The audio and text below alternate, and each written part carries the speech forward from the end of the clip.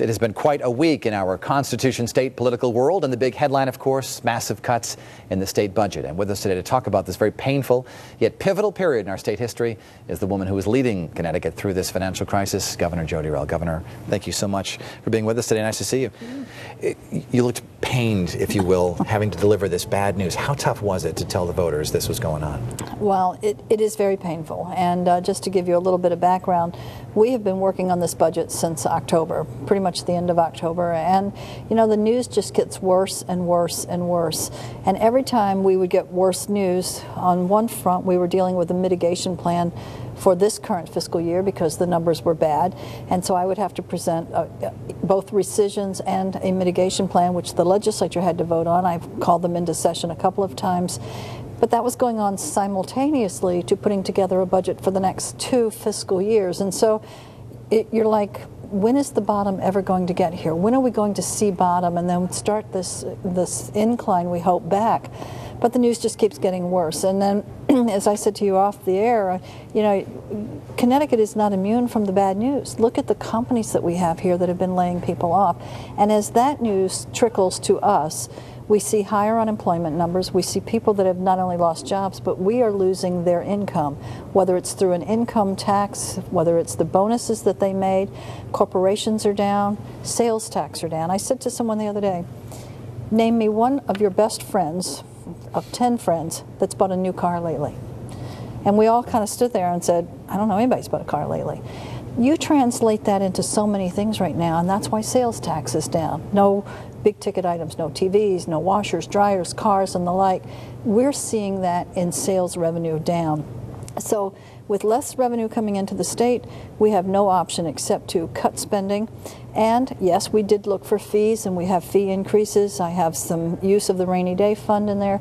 All of those things, however, you know, are all, right now I call it almost temporary because the numbers continue to get worse each day. How did the process work? Did you sit around with economists and advisors and look at the list and decide this needs to go? Did you talk to other governors perhaps? Or?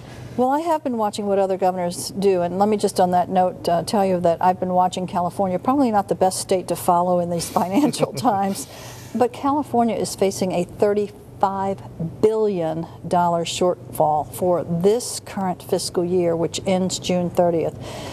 Governor Schwarzenegger has proposed cut after cut after cut, and he's proposed increases in taxes and fees and everything else, but there's no way you can close a $35 billion shortfall. And so I sit there day after day thinking, you know, we're in pretty good shape when compared to other states, but there are very few options that we have. You asked me about the process.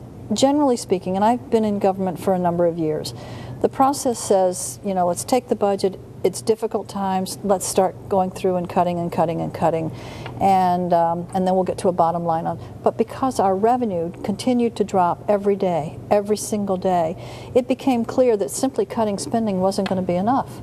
We need a wholesale restructure of government. If we're to come out of this and position ourselves for when the economy does turn around, and it will someday, then we need to really restructure, and that's what it became literally around the 1st of November. Let's look at how do we change government for the better. Do we, you know, consolidate agencies? Logical things to do? Absolutely. Do we get rid of some agencies that have outlived their purpose? Absolutely. Do we create new models? The middle college thing, for example, people are really excited about that. And so a lot of this thinking went into this, and I'll be candid with you. Even though we were moving along, even as late as, I'm going to say, a week and a half ago, the numbers came in bad again. I mean, we lost more revenue. It was like, can we come back and make some more cuts? I had 2 separate papers. I call it the approved list and the list that says, no way, no how, don't talk to me again about these cuts. Towards the end, I said to Bob Gennario, the budget chief, I said, Bob, you know that list that says no way, no how? Bring it back. There are some things that we have to cut more. And so we did. What was on that list? No, you really don't want to know. I mean, they're painful cuts. I remember we had many of our economists in early on, like in November, and I had brought in the leaders, both Republicans and Democrats, to the residence. And I had the economists talking to them about what they were seeing happening in the nation. And I remember one of the legislators saying, I know you're an economist, but, you know, we have to make cuts. Where would you suggest we cut? And I remember the economist looking at this legislator saying, you can't cut a person who is like your field officer at DEP, a park ranger, let's say. That's not going to save you money. That's not where your money is. Look at the area where you spend the most money, whether it's social services or other areas, and that's where you're going to have to cut, because that's where you have grown the most in the last couple of years. And he was absolutely right. Some of the Democrats are saying that this cannot be done. We can't get out of this hole without raising taxes or creating some new taxes. And you've said that you're not in favor of that at all. Would you veto a budget that had tax increases in it? Yeah, people always ask about, will you do this? And I can never, first of all, I don't like to draw a line in the sand, and I always like to wait to see what the ultimate, what the ultimate bill would say. But here's my theory on this. I said early on that I was going to produce a budget that did not raise taxes. I had to cut deeper in order to make that happen, and cut we did. And so I did bring out a budget that did not raise taxes. Before any legislator talks about new taxes, I want to know they have the commitment to cut spending. Let me share with you, Dennis, for a minute, some of the things that are in this budget. Besides the cuts, I'm using rainy day fund, which I make no apologies for. It is our savings account. Let's suppose that you lost your job and your wife is still working, and you suddenly think, oh, how are we going to make it? You will wipe out your savings account in order to pay your bills until you get another job. That's what we're doing. So I'm using the rainy day fund. That's one thing. I'm using the stimulus package that we are counting on from Washington. These are things that will not be there in 3 years' time. The rainy day fund will be gone. The stimulus package is really only going to be good for the first 3 years, for only 3 years, because this is the Medicaid part that they're sending states. When that money's gone, if they have raised taxes in order to avoid making the decisions to cut spending, what are you going to do in 3 years? When there is no rainy day fund, there is no extra cash, and you're going to need more taxes. Make the hard choices now. What kind of compromises do you think you'll have to make with the Democrats over the next several weeks? I think there'll be a lot of compromises. My apologies. That's right. I think that... that's why we have the Face the State mugs now. Thank you. I like that mug, too. Thank you. I guess I get to keep that, you too. You get to take that home, and showcase it in we'll the see if we office. can get one for Lou as well. Yeah, thank you. I think that some of the things that we talk about as far as compromise, I think that we have to look at some of the proposals that are out there. Obviously, the budget has some likes and dislikes in it. But I've told legislators, don't just say up front, I'm discounting this, there's no way, no how that that's going to happen. If you don't like that cut, and I'm sure there will be a lot you don't like, then find something else that at least comes up with the same amount of money, because that's going to be important for us to have. And the other thing will be on some of the proposals. On the regionalization, for example, everybody loves the talk about regionalization. Some don't like the way we've set it up as far as, how much money towns get, etc. They want a formula that is, I say, skewed towards different towns. Let's make it fair. Let's come to an agreement and work it out. But there are people from other states who come to Connecticut and say, this is how you run the towns, and with all these double expenses and overspending. And so there are probably ways to save money there where the towns would ask for less money. Let's talk about your political capital, because you have a lot of it to use. I mean, you're an astute politician, and you know that these surveys and these ratings show that your popularity rating is extremely high, your approval rating. And yesterday, when you were giving your budget address, you sounded a little like a candidate, like you're leaning toward running in 2010. Have you made a decision? I have not made a decision. Let me just share with you that I opened an exploratory committee. I think it was in October. I can't really remember. And I was, prepared to start moving and raising funds. And then, of course, the budget has just taken every ounce of my being in the last couple of months. So to answer your question, one, I have not officially made a decision, but now that I have the budget underway and hopefully we'll start the dialogue, I'm going to concentrate on that exploratory committee just a little bit more. Why do you think you remain so popular with voters? You know what?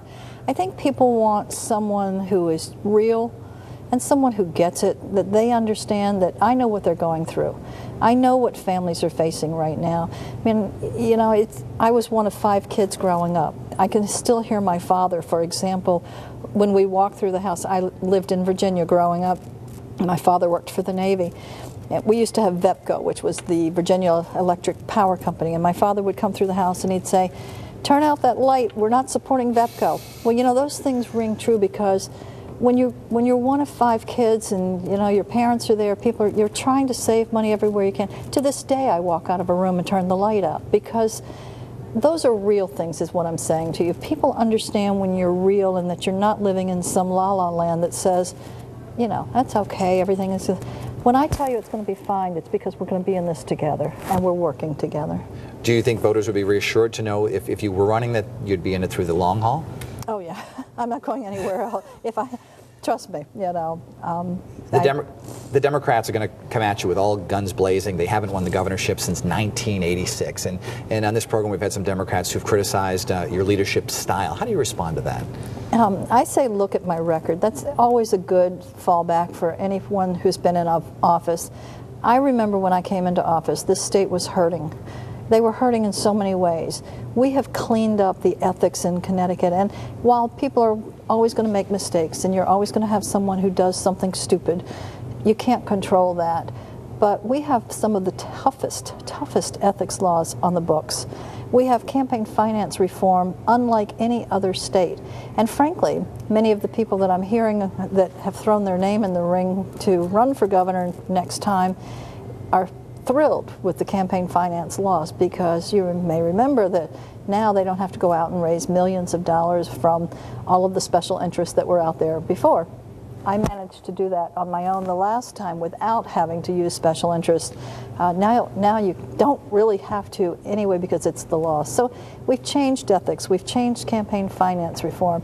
You know, we saved a sub base. I can go through, you know, things that come to mind. I'm proud of the things I've done in Connecticut, and I believe the people of Connecticut have supported me because they know I'm working with them. And you enjoy the job? I love the job. Let's talk a little bit about ethics. You know, the state's getting a little bit of a reputation with various politicians being arrested and indicted and going to prison and so forth. You know, this last week we had Hartford Mayor Eddie Perez. Senator Chris Dodd's been criticized roundly in many editorials and cartoons and so forth. Of course, Governor Rowland, State Senator Newton, Mayor Ganim, Mayor Giordano. What do you hear about the jokes about Connecticut outside of our state? Well, I think they have faded. And, you know, I will say that over the years, certainly it's a lot better than it was before. But I'll point to the mayor right now. I mean, you know, people say that the mayor and I don't have a great relationship, which is really not fair. We get along fine. But, you know, I look and I think he was somebody who the people of Hartford, you know, wanted as their mayor. He had such great opportunities and such great potential. I guess I'd have to just tell you I'm disappointed. And I don't want to convict him of something. You know, you're innocent until proven guilty. But, you know, just to be in that shadow really does cast a huge pale light over the city of Hartford. And I think for that I'm more disappointed than anything else. If you were to learn that it was hurting the city or hurting the state in terms of investment, would you ask him to step aside for a while? I've always said that, you know, people who are elected in office will come to that decision on their own. It isn't always up to other people to ask them to do that. They have to know that when that time comes. So the state would never step in if they... I don't think so. Good enough. Governor Rell, thank you so much for being with us My pleasure. today. Nice Thank to see you again. Same here.